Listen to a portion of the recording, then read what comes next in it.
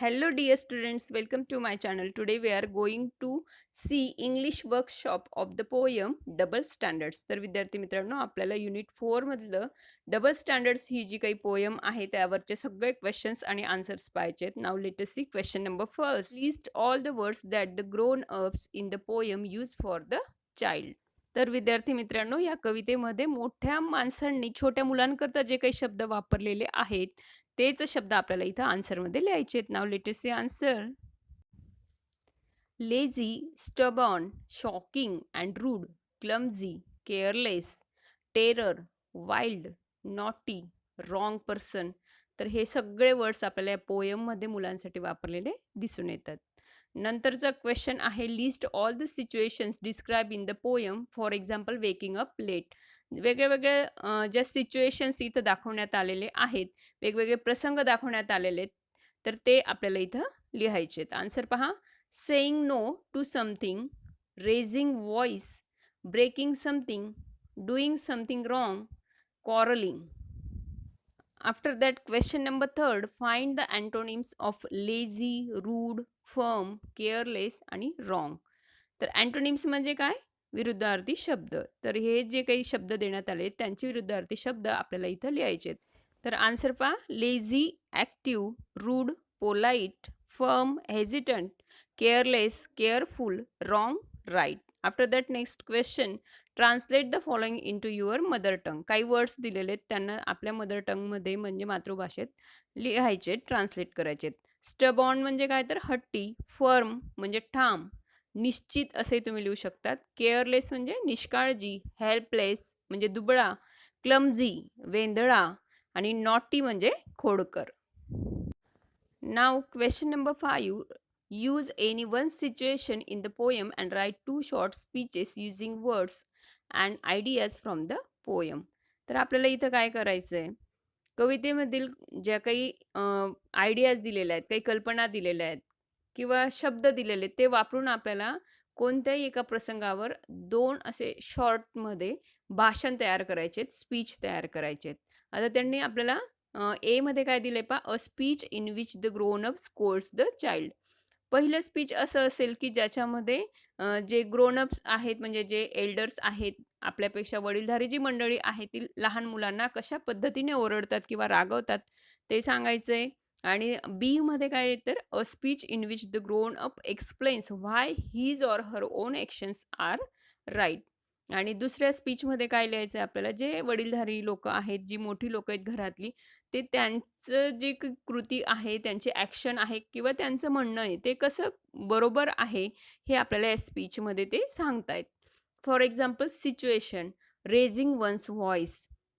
आता आपल्याला एक्झाम्पल म्हणून दिलेलं आहे, कशा पद्धतीने हे स्पीच लिहायचं आहे, तर त्याचं एक एक्झाम्पल आहे रेझिंग वन्स व्हॉईस. एखादा आवाज चढवून बोलतोय.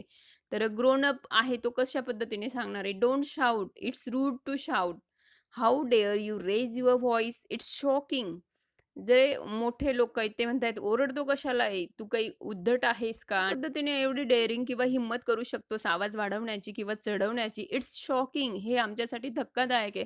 अशा पद्धतीने हे ग्रोनअपचं स्पीच असेल. आणि सिच्युएशन कोणती सांगितलं, रेझिंग वन्स व्हॉइस म्हणजे आवाज मोठा करून बोलणं असा त्याचा अर्थ होतोय. आणि आता पहा ग्रोनअप आता काय म्हणतात परत, I have told you again and again, you don't listen to me, I don't like to shout but you make me shout at you. आता I have told you again and again, मी तुम्हाला परत परत सांगितलंय तुला की हे असं कर किंवा ते तसं कर, पण तू माझं ऐकतच नाहीस. I don't like to shout, मला ओरडायला आवडत नाही तुझ्यावर, but you make me shout at you, आणि तूच मला ओरडायला भाग पाडलेस किंवा प्रवृत्त केलेस. अशा पद्धतीने ग्रोनअपचं स्पीच असेल. तर पहा क्वेश्चन 5चा आन्सर काय असणार आहे, a speech in which the grown up scolds the child. A part घेतलाय आपण आणि त्यावर आधारित आपण एक स्पीच इथं ग्रोनअपकडचं लिहिलेलं आहे. सिच्युएशन कोणती घेतली आपण पोयममधली, a child says no to something. म्हणजे आपण मुलांना काहीतरी करायला सांगतो, म्हणजे तुम्हाला तुमचे आई-वडील किंवा जे बाबा असतील, आजी असतील, ते काही करायला सांगत असतील किंवा काही काम सांगत असतील, अशा वेळेस आपण नाही म्हणतो आपल्याला जर ते करायचं नसेल तर.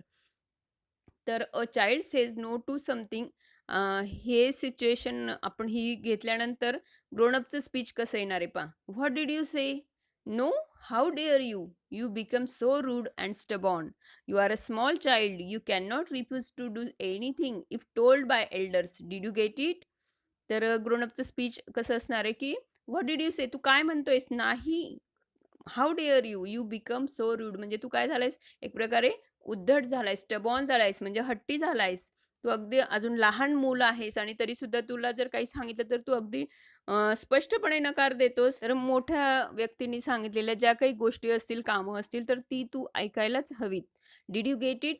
समजलं का तुला? अशा पद्धतीने. त्यानंतर पहा बीचा जो एक एक्झाम्पल होतं परत ग्रोन अपकडनंच. A speech in which the grown up explains why his or her own actions are right.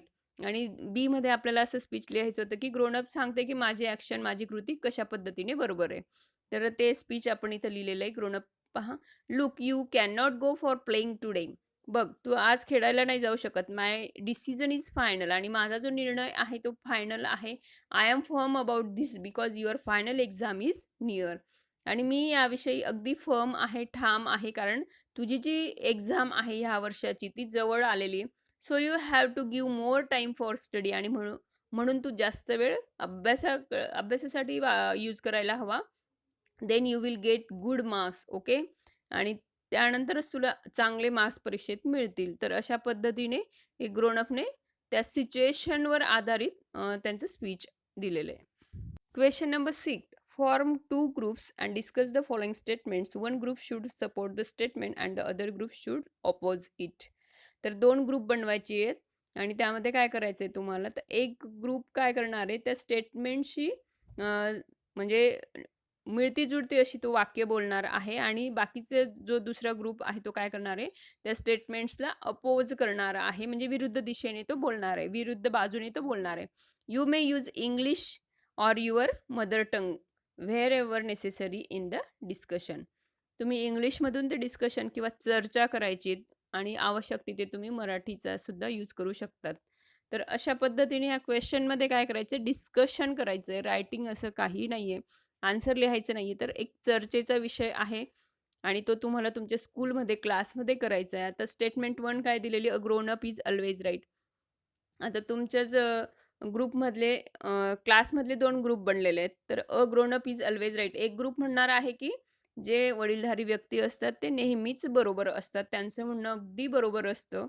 आणि स्टेटमेंट 2 मध्ये काय आहे, तर a child is always right. आणि दुसरा ग्रुप काय म्हणणार आहे, नाही, जे मुलं सांगतात ना ते त्यांचंच म्हणणं बरोबर असतं, ह्या मोठ्यांना समजत नाही वगैरे अशा पद्धतीने. तर असं डिस्कशन तुम्हाला वर्गामध्ये टीचर समोर करून दाखवायचं आहे. ओके. रायटिंग याच्यात काही नाही आहे, याचं आन्सर वगैरे लिहायचं नाही. फक्त डिस्कशन आहे, चर्चा करायची आहे. ओके. तर विद्यार्थी मित्रांनो, युनिट 4चं जे आहे डबल स्टँडर्ड्सचं इंग्लिश वर्कशॉप आपण पूर्णपणे पाहिलं आहे. सगळे क्वेश्चन्सचे आन्सर्स मी ऑलरेडी दिलेले आहेत. तुम्हाला जर माझी व्हिडिओ आवडली असेल तर व्हिडिओला लाईक करा, फ्रेंड्ससोबत ती शेअर करा आणि तुम्ही जर माझ्या चॅनलवर न्यू असाल तर चॅनललाही सबस्क्राईब करा. ओके. Thank you.